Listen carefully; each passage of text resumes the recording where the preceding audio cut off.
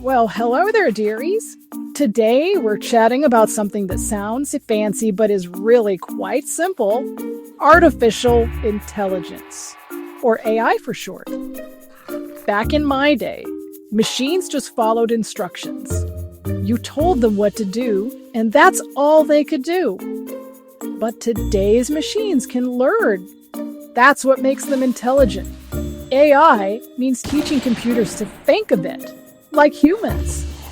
They learn by looking at lots and lots of examples, like how I taught my cat to stay off the table eventually. AI helps power self-driving cars, voice assistants, medical scans, even those sneaky autocorrect messages. But remember, AI isn't magic. It's maths, data, and clever code. It's only as smart as the people who build it.